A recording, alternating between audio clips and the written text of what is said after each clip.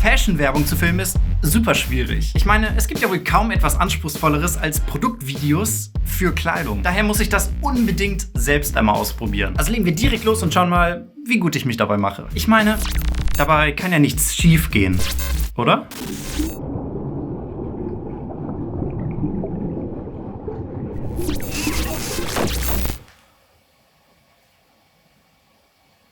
Okay, das war weird. Egal. Zuerst brauche ich natürlich ein Kleidungsstück, wofür ich das Produktvideo drehe. Und ich glaube, ich habe das perfekte Produkt dafür.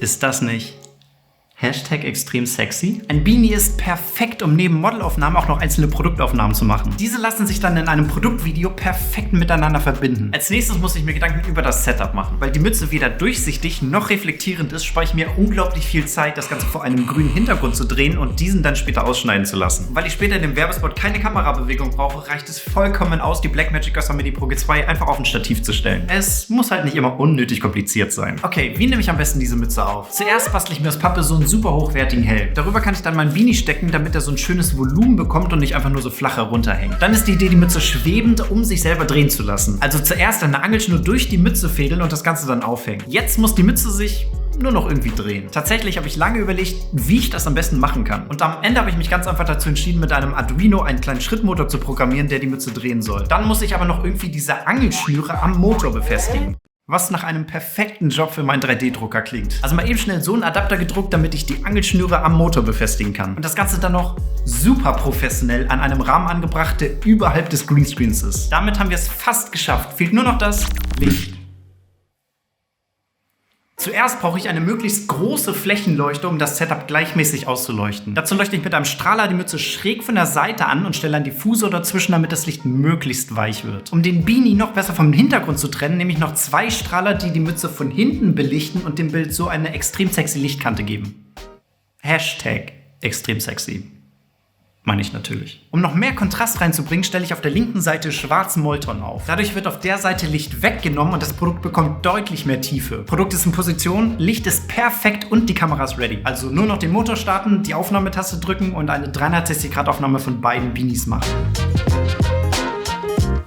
Aber einfach nur Produktaufnahmen zu zeigen, wäre ja mega langweilig. Daher möchte ich unbedingt noch Personenaufnahmen machen, wie der Beanie getragen aussieht. Und dazu habe ich mir ein richtig cooles Konzept überlegt. Die Mützen gibt es ja in schwarz und weiß. Und damit die Mützen stark im Bild hervorstechen, möchte ich einen besonders hohen Kontrast erzeugen. Wie wäre es also, wenn ich dann die weiße Mütze trage und der komplette Rest in dem Bild wie in schwarz getränkt aussieht? Also schwarze Kleidung, die Haut wird abgedunkelt, der Raum ist schwarz und die Szene wird nur sehr akzentreich belichtet. Ein bisschen so wie die alten iPod-Werbespots. Nur halt nicht so bunt, sondern schwarz-weiß. Bei der schwarzen Mütze dann eben genau umgekehrt. Also habe ich mich in meinen schönsten schwarzen Zwirn geknausert und das Licht noch angepasst. Die Kamera stelle ich auf 100 Bilder pro Sekunde. Damit habe ich später die Möglichkeit, einige Bewegungen in Zeitlupe abzuspielen und passend zum Takt einige Speedramps einzubauen. Die Technik ist also soweit startklar. Also stelle ich mich vor die Kamera und mache alle möglichen Model- und Tanzbewegungen, die irgendwie cool aussehen könnten. Ich bin weder Model noch Tänzer, daher werde ich mal so viel Material wie möglich aufnehmen. Da wird dann schon irgendwas Passendes dabei sein.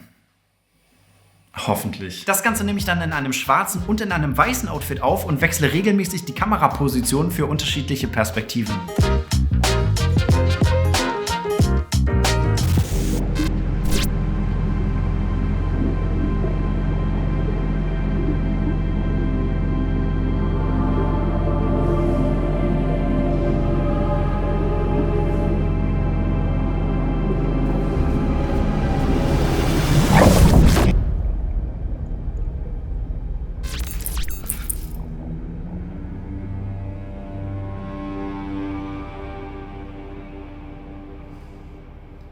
Was ist der vermutlich wichtigste Punkt beim Schnitt von Produktvideos?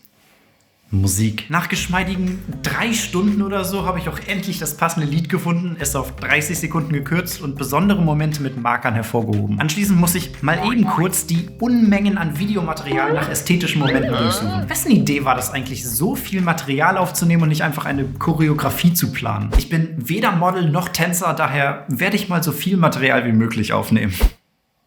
Irgendwie mag ich diesen Typen nicht.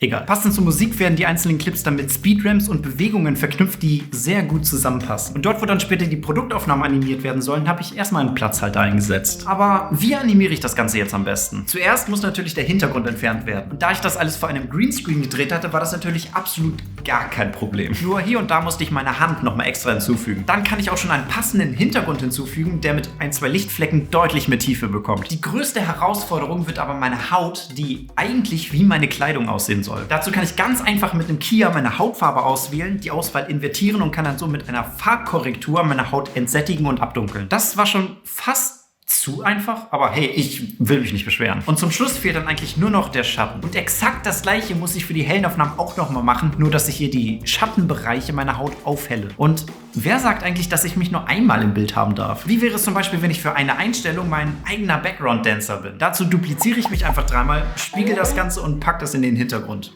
Super easy. Aber es fehlen ja noch ein paar Product Shots von meinem Beanie alleine. Zuerst schneide ich den Clip so zurecht, dass er sich perfekt loopen lässt. Anschließend entferne ich mit einer Maske die Angelschnüre. Direkt danach schneidet der Kia die restliche Mütze aus. Exakt das gleiche für die andere Mütze auch nochmal und so einfach habe ich 2 Basiselemente, mit denen ich alle Animationen machen kann. Dazu passe ich einfach die Geschwindigkeit an, füge einen Hintergrund ein und animiere die Position, Rotation und Skalierung so, dass die Beanies durch den Raum schweben. Das mache ich einfach 2-3 Mal und schon habe ich fast alle Einstellungen fertig. Zudem möchte ich noch in einer Einstellung die Mützen so aus mir heraus explodieren lassen. Hier hilft ein Weichzeichner dabei, die Mützen in verschiedenen Tiefen zu stufen. Dann möchte ich auch noch zeigen, dass es die Mütze auch in Rot gibt. Also kurzerhand die schwarze Mütze so angepasst, dass sie rot aussieht und zack, schon haben wir auch die Produktaufnahmen fertig. Um den Werbespot noch komplett abzurunden, habe ich dann noch passend zum Beat Text eingebaut und diesen auch in den 3D-Raum integriert. Ein Outro darf natürlich auch nicht fehlen. Zum Schluss in dem Color Grading muss eigentlich nur noch der Kontrast angepasst werden. Zusätzlich drehe ich noch so einen ganz leichten Blauton in die Mitteltöne, um dem Ganzen noch so einen Look mit Persönlichkeit zu geben. Und so sieht dann die fertige Fashion-Werbung aus.